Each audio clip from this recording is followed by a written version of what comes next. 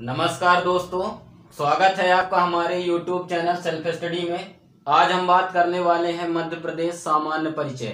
ठीक है, तो हम आपको मध्य प्रदेश के बारे में कुछ बेसिक जानकारियां बताने वाले हैं। तो यदि आपको अच्छा लगे तो लाइक, सब्सक्राइब और कमेंट जरूर करिए। ठीक है, हमारे चैनल को ज़्यादा से ज़्यादा शेयर करिए जिससे ज़्यादा से ज़्यादा लोगों के पास पहुँच सके और सबकी जानकारियों में कुछ बढ़ोतरी हो। ठीक है, तो आइए हम बात करते हैं मध्य प्रदेश सामान्य परिचय। ठीक है, तो सबसे पहले बात करेंगे कि आखिर मध्य प्रदेश का गठन कब हुआ, मध्य प्रदेश के राजकीय चिन्ह कौन कौन से हैं, मध्य प्रदेश को और अन्य किस नाम से जाना जाता है, इसमें से जो ऐतिहासिक धरोहरें हैं उनको यूनेस्को में कब शामिल किया गया और इसकी राजधानियां और बहुत कुछ। आइए हम बात करते हैं मध्य प्रदेश। ठीक है, तो सबसे पहले जानेंगे कि मध्य प्रदेश का गठन कब हुआ। तो मध्य प्रदेश का जो गठन है हम सब जानते हैं 1 नवंबर 1956 को। कब हुआ मध्य प्रदेश का गठन? 1 नवंबर 1956 में मध्य प्रदेश का गठन हुआ। और जब गठन हुआ तो गठन के 25वीं वर्षगांठ में, ठीक है, गठन के 25वीं वर्षगांठ यानी 25 साल बाद क्या हुआ? 1981 में 3 राजकीय चिन्ह अपनाए गए। ठीक है, गठन के 25वीं वर्षगांठ यानी 1981 में 3 राजकीय चिन्ह अपनाए गए। पहला था राजकीय वृक्ष। ठीक है, पहला कौन सा था? राजकीय वृक्ष। दूसरा क्या था? राजकीय पशु।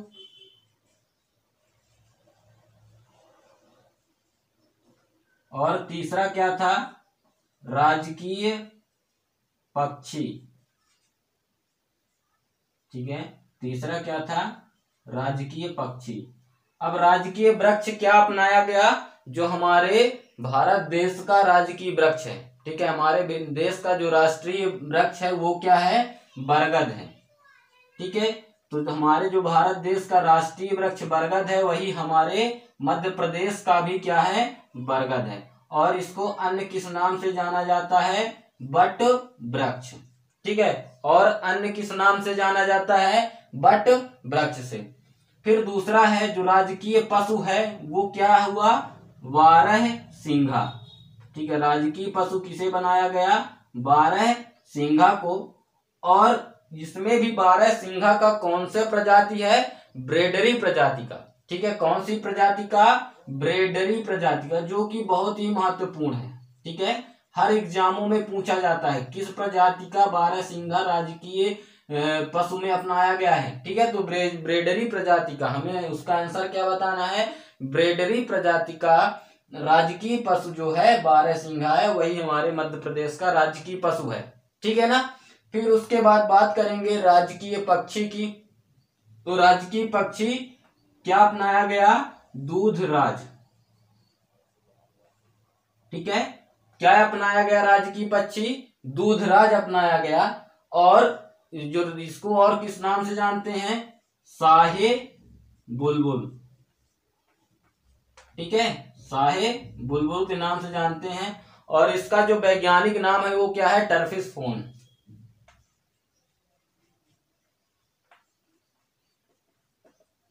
ठीक है, तो इसका वैज्ञानिक नाम क्या है? टर्फिस फोन। और ये ज्यादा कहाँ पाया जाता है? मालवा के क्षेत्र में। ठीक है, जो दूधराज है ये ज्यादा कहाँ पाया जाता है? मालवा के क्षेत्र में। तो ये बात हुई कि जब हमारे मध्य प्रदेश का गठन हुआ और गठन के 25वीं वर्षगांठ यानी 1981 में 3 राजकीय चिन्ह अपनाए गए। अब उसके बाद बात करेंगे। ठीक है, तो 3 राजकीय चिन्ह अपनाए गए, उसके बाद भी अन्य राजकीय चिन्ह है। तो सबसे पहले कौन सा राजकीय चिन्ह हुआ? राजकीय पुष्प। ठीक है, अब राजकीय पुष्प कौन सा हुआ? लिली। ठीक है, राजकीय पुष्प क्या अपनाया गया? लिली। और इसका वैज्ञानिक नाम क्या है? लिलियम कैंडियम। ठीक है, वैज्ञानिक नाम, इसका साइंटिफिक नेम क्या हुआ? लिलियम कैंडियम। ठीक है, लिली का जो वैज्ञानिक नाम होता है वो क्या हो गया? लिलियम कैंडियम। फिर इसके बाद आता है राजकीय नृत्य। तो राजकीय नृत्य क्या हुआ? राई हुआ। ठीक है, राजकीय नृत्य क्या हुआ? राई हुआ, जो कि ज्यादातर कहाँ है? बुंदेलखंड क्षेत्र में। ठीक है, राई नृत्य जो है ज्यादातर कहाँ किया जाता है, बुंदेलखंड क्षेत्र में। फिर उसके बाद आया राजकीय नाट्य। तो राजकीय नाट्य क्या अपनाया गया,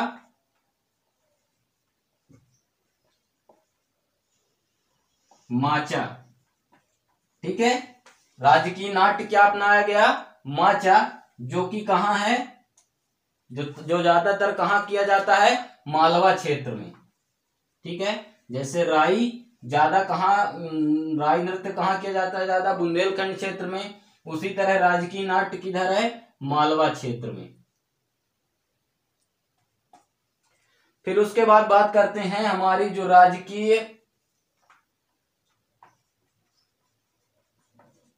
राजकीय मछली। ठीक है, तो राजकीय मछली क्या है हमारी, महासीर। ठीक है, राजकीय मछली क्या है, महासीर है, जो कि ज्यादातर नर्मदा नदी में पाई जाती है। ठीक है, जो ज्यादा किस नदी में पाई जाती है, नर्मदा नदी में। और इसको कब इसको राजकीय मछली का दर्जा दिया गया, तो 2011 में। ठीक है, इसे क्या दिया गया, सन 2011 में इसे राजकीय मछली का दर्जा दिया गया। फिर उसके बाद आते हैं हमारा राजकीय खेल। ठीक है, तो राजकीय खेल क्या है, मलखंभ। ठीक है, राजकीय खेल क्या है, मलखंभ, जिसमें एक पोल होता है, उसमें कई लड़के चढ़ के पिरामिड बनाते हैं। ठीक है ना, तो ये क्या है, मलखंभ है। और इसमें जो खिलाड़ी विजेता होता है उसको प्रभास जोशी पुरस्कार दिया जाता है। ठीक है, विजेता खिलाड़ी को प्रभास जोशी पुरस्कार से नवाजित किया जाता है। और जो प्रभास जोशी पुरस्कार है वो सबसे पहले किसे मिला था, हमेशा ये याद रखना है कि सबसे पहले अजय व्यक्तियार को। ठीक है, सबसे पहले किस व्यक्ति को दिया गया था, अजय व्यक्तियार को प्रभास जोशी पुरस्कार दिया गया था। ठीक है ना, वैसे तो ये हर साल दिया जाता है, लेकिन हमें पहली बार किसे दिया गया था ये जरूर याद रखना है। ठीक है, फर्स्ट टाइम। फिर इसके बाद हम बात करेंगे अब कि हमारे मध्य प्रदेश में ऐसे कौन से ऐतिहासिक धरोहर हैं जिन्हें यूनेस्को ने अपने लिस्ट में शामिल किया था। ठीक है, तो अब 1 नवंबर को हर साल क्या मनाया जाता है, मध्य पर्व के रूप में मनाया जाता है। ठीक है, ये भी जानकारी आप नोट कर लीजिए कि 1 नवंबर को प्रत्येक वर्ष किस रूप में मनाया जाता है, मध्य पर्व के रूप में भी मनाया जाता है। ठीक है, अब हम बात करेंगे यूनेस्को द्वारा हमारे मध्य प्रदेश के ऐसे कौन से ऐतिहासिक धरोहर हैं जिनको उसने अपने लिस्ट में शामिल किया है। ठीक है, तो अब बात करेंगे कि हमारे मध्य प्रदेश के ऐसे कौन से ऐतिहासिक धरोहर हैं जिन्हें यूनेस्को ने अपने लिस्ट में शामिल किया। तो सबसे पहले उसने खजुराहो को, ठीक है, अब ये खजुराहो कहाँ है, छतरपुर जिले में है। ठीक है, तो सबसे पहले उसने खजुराहो को अपने लिस्ट में शामिल किया। और इसका जो शामिल करने का वर्ष है वो कब है, 1986 में। 1986 में खजुराहो को यूनेस्को ने अपने लिस्ट में शामिल किया। फिर उसके बाद सांची को, ठीक है, सांची का स्तूप, तो इसके बाद उसने फिर क्या किया, सांची को अपने लिस्ट में शामिल किया। और सांची को किस सन में किया, सन 1989 में इसने सांची को अपने लिस्ट में शामिल किया। फिर बात करते हैं तीसरा, तो तीसरा कौन सा है, भीमबेटका। ठीक है, भीमबेटका को इसने अपने लिस्ट में शामिल किया तीसरे नंबर पर। ठीक है, तो भीमबेटका हो गई। अब भीमबेटका को इसने कब किया, तो सन 2003 में यूनेस्को ने भीमबेटका को भी अपनी लिस्ट में शामिल किया। फिर चौथा है मांडू। ठीक है, चौथा क्या है, मांडू, लेकिन ये अभी शामिल नहीं है। ठीक है, ये क्या है, अभी प्रस्तावित है, इसको शामिल करने की बात चल रही है। ठीक है, तो खजुराहो हो गया हमारा सबसे पहले 1986 में। फिर दूसरा हो गया सांची, इसको कब किया गया, 1989 में। तीसरा हो गया भीमबेटका जो कि 2003 में। और चौथा हो गया मांडू जो कि अभी प्रस्तावित है। मांडू अभी लिस्ट में शामिल नहीं है, केवल अभी इसकी बात चल रही है। लिस्ट में केवल अभी 3 ही शामिल है। ठीक है ना, खजुराहो, सांची, भीमबेटका। फिर अब हम बात करेंगे कि मध्य प्रदेश को अन्य और किस नाम से भी जाना जाता है। ठीक है, तो मध्य प्रदेश को अन्य और किस नाम से जाना जाता है? चूंकि ये हमारे भारत का हृदय प्रदेश है, चूंकि हमारे भारत के बीच में स्थित है, इसलिए इसे किस नाम से जाना जाता है? हृदय प्रदेश के नाम से। ठीक है, किस नाम से जाना जाता है? हृदय प्रदेश। ठीक है, हमारे जो भारत है उसके मध्य में है, और मध्य में होने के कारण इसे क्या कहा जाता है? हृदय प्रदेश कहा जाता है। तो पहला क्या हो गया? हृदय प्रदेश। दूसरा क्या है? सोया प्रदेश। अब सोया प्रदेश क्यों कहते हैं? क्योंकि हमारे मध्य प्रदेश में सबसे ज्यादा काली मिट्टी पाई जाती है, और काली मिट्टी जो है वो सोयाबीन उत्पादन के लिए बहुत महत्वपूर्ण है। ठीक है ना, सोया प्रदेश इसलिए नहीं कहा जाता कि यहाँ के लोग सोते हैं। ठीक है, तो इसलिए यहाँ सोयाबीन ज्यादा उत्पादन होता है, इसलिए इसे क्या कह दिए? सोया स्टेट कहा जाता है। तो पहला हो गया हृदय प्रदेश, दूसरा हो गया सोया स्टेट या सोया प्रदेश, फिर तीसरा है लघु भारत। ठीक है, तीसरा क्या है? लघु भारत। अब लघु भारत क्यों कहते हैं?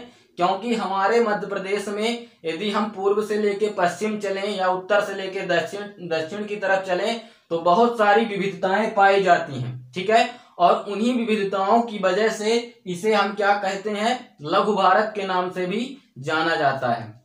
फिर हमारा चौथा है टाइगर स्टेट। ठीक है, अब टाइगर स्टेट क्यों कहा गया? क्योंकि मध्य प्रदेश में बाघों की संख्या जो है वो सर्वाधिक है। ठीक है, हमारे मध्य प्रदेश में जो टाइगर है वो सर्वाधिक मतलब बहुतायत मात्रा में पाए जाते हैं, इसलिए इसे क्या कहा गया? टाइगर स्टेट भी कहा गया। फिर नेक्स्ट है नदियों का मायका। अगला क्या है? नदियों का मायका। अब नदियों का मायका क्यों कहा गया? क्योंकि यहाँ मध्य प्रदेश में सबसे ज्यादा नदी बहती हैं। ठीक है ना, इसलिए इसे क्या कहा गया? नदियों का मायका कहा गया। फिर नेक्स्ट है डायमंड स्टेट। ठीक है, तो अब डायमंड स्टेट क्यों कहेंगे? क्योंकि यहाँ पर मध्य प्रदेश में सबसे ज्यादा हीरे की खदान है, और मध्य प्रदेश के पन्ना जिले में हमारे यहाँ सबसे ज्यादा हीरों की खदान मिलती है, इसलिए इसे क्या कहा गया? डायमंड स्टेट कहा गया।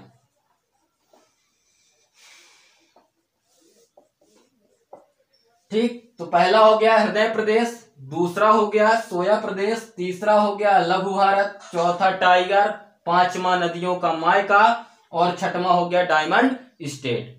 ठीक है, तो ये हुआ हमारे मध्य प्रदेश के अन्य नाम। इसे अन्य और नामों से भी जाना जाता है। तो हृदय प्रदेश, सोया, लघु भारत, टाइगर, नदियों का मायका, तो ये हो गए मध्य प्रदेश के अन्य नाम। अब हम इसके बाद बात करेंगे कि हमारे मध्य प्रदेश की राजधानी क्या है।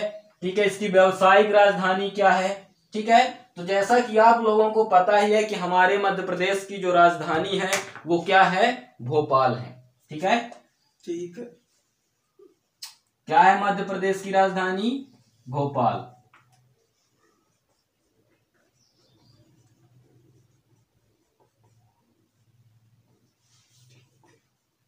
तो हमारे मध्य प्रदेश की जो राजधानी है वो क्या है? भोपाल है। लेकिन हमारे मध्य प्रदेश की जो व्यावसायिक राजधानी है, ठीक है, क्या?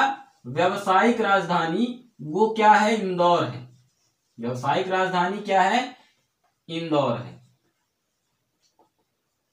ठीक है, तो यदि मध्य प्रदेश की राजधानी पूछा जाता है तो क्या हम बताएंगे? भोपाल। लेकिन यदि व्यावसायिक राजधानी पूछा जाए तो क्या बताएंगे? इंदौर है। फिर उसके बाद खेल राजधानी भी क्या है? इंदौर है। जो मध्य प्रदेश का जो खेल राजधानी है वो भी क्या है? इंदौर ही है। ठीक है, तो ये हो गया खेल राजधानी। उसके बाद ग्रीष्मकालीन राजधानी क्या है? पचमढ़ी है। ठीक है, ग्रीष्मकालीन राजधानी क्या है? पचमढ़ी है। अब पचमढ़ी में क्या है? Hill station. ठीक है, तो ये जो सबसे ऊंचा भी है, तो इसलिए ग्रीष्मकालीन राजधानी क्या हो गया? पचमढ़ी हो गया। फिर उसके बाद कोयला राजधानी क्या है? कोयला राजधानी क्या है? सिंगरौली है। ठीक है, कोयला राजधानी क्या है? सिंगरौली है, और इसके साथ बैढ़न भी है। ठीक है, तो ये हमारे क्या हो गया, कोयला राजधानी हो गया। फिर उसके बाद बात करेंगे ऊर्जा राजधानी। तो ऊर्जा राजधानी भी क्या है,